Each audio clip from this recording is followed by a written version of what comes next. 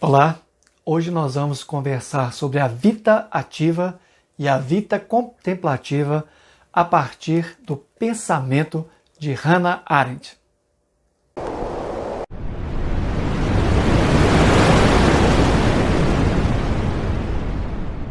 O que Hannah Arendt designa por vita ativa diz respeito exatamente à noção do que estamos fazendo na nossa vida cotidiana. Como estamos vivenciando a coletividade, como estamos vivenciando a nossa própria existência com outras pessoas. No final das contas, a vita ativa é o que nós fazemos em companhia dos outros, ou fazemos juntamente com outras pessoas. No final das contas, nós podemos dizer então que a essência da vida dos adultos é o discurso, é a ação, que sintetizam, de certa maneira, a vita ativa. A vita ativa ela é muito voltada no pensamento arendtiano para a ação. A ação é aquela atitude de estar presente no espaço público, reivindicando direitos, apresentando a sua contradição, o seu querer, o seu desejo e aí por diante.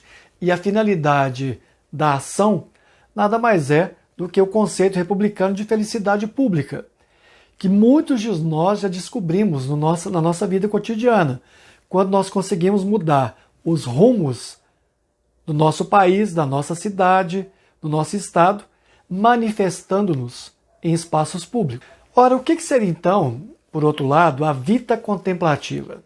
Seria o contrário de vita ativa? Seria uma certa ingenuidade imaginar que no pensamento arendtiano uma coisa está em oposição à outra. Então a vita ativa está de um lado e a vita contemplativa está do outro. Seria um engano conceitual, um engano de análise, um engano analítico. Ora, a matéria-prima da ação, segundo Arendt, é exatamente a vita contemplativa. Precisamos entender, então, o que significa vita contemplativa. Ela se dá, especialmente, na solidão. A solidão é o afastamento da correria do dia a dia, das atividades cotidianas, é o estar a sós consigo mesmo. Ou, segundo a concepção de Platão, segundo a nota platônica, de que o pensamento nada mais é um diálogo sem som. No momento que eu estou dialogando comigo mesmo, o eu comigo mesmo, eu estou tendo então a possibilidade de criar generalizações sobre a minha própria vida, sobre as experiências cotidianas, sobre o passado, o presente e o futuro. O ato de pensar é um ato de certo isolamento da confusão social. Não dá para a gente dizer que o pensamento seria uma atividade que se dá, por exemplo, na ação. Opa, mas aqui há uma questão interessante. Como bem agir sem antes bem pensar? O bom pensamento, de certa maneira, está coligado com uma boa ação. Nesse caso, o bom pensamento, o pensamento adequado, está também diretamente ligado e precede a ação no espaço público. Que todas as vezes que a gente se isola de maneira solitária para pensar sobre a própria vida, representa que eu nunca me desconecto totalmente dos outros. Quem nos ensina isso é o filósofo Jean-Paul Sartre, quando ele explica a categoria do ser para outro, no livro O Ser e o Nada. Ora, o que é o ser para o outro? É uma estrutura ontológica que permite dizer que nós não somos apenas nós mesmos, mas nos constituímos na presença do outro e na imaginação do outro. Por mais solitário que eu esteja dentro de um quarto, trancado, eu estou pensando em outras pessoas, colocando o outro como algo que é percebido pela minha mente, ou nesse caso, pelo meu cogito. Quando Sartre cria a noção de ser para o outro, ele está querendo dizer que nós nunca abandonamos as relações sociais, mesmo na mais estrita solidão e afastamento do mundo social e das pessoas.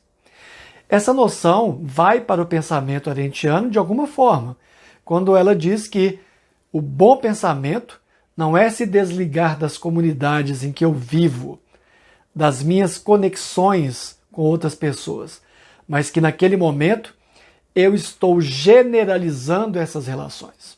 Arendt, no livro A Vida do Espírito, no volume Pensar, ela afirma que quando estamos em certa solidão, em isolamento para o exercício do pensamento, nunca estamos totalmente sós. Muito pelo contrário, mantemos-nos em atividade. Quando eu estou em processo de pensamento, eu mantenho a minha atividade existencial. Ora, a plenitude existencial do ser humano é exatamente essa profunda conexão consigo mesmo. O reconhecer-se percebido por si mesmo e, ao mesmo tempo, saber que é percebido pelos outros. Há muitas pessoas que acreditam que é possível imaginar que ninguém vê o mundo como eu vejo, que ninguém percebe as coisas como eu percebo. A estrutura do ser para o outro me diz que o outro sempre faz parte da minha personalidade. Nesse caso, mesmo que eu me isole, eu jamais deixarei de ter na minha mente os outros, as outras pessoas, as realidades humanas que me são muito semelhantes.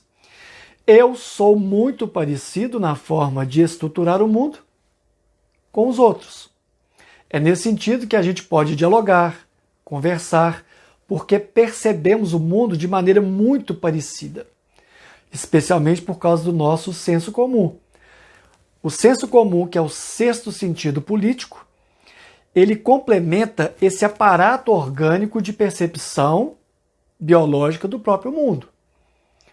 O olfato, o paladar, a audição. Todos os sentidos se complementam e são ajustados pelo pensamento. Nós não nos isolamos totalmente do mundo, porque no ato de pensar, na faculdade de exercício do pensamento, nós estamos vinculados a todas as outras pessoas pelo mundo comum. E aqui nós podemos imaginar o que seria a vida contemplativa comparando esse exercício do pensamento e do bom julgamento entre duas figuras muito caras às análises arendtianas. O primeiro, Sócrates, filósofo da antiguidade clássica grega, e, por outro lado, aquele que representou o vazio do pensamento na obra arendtiana, que é exatamente o oficial nazista Adolf Eichmann.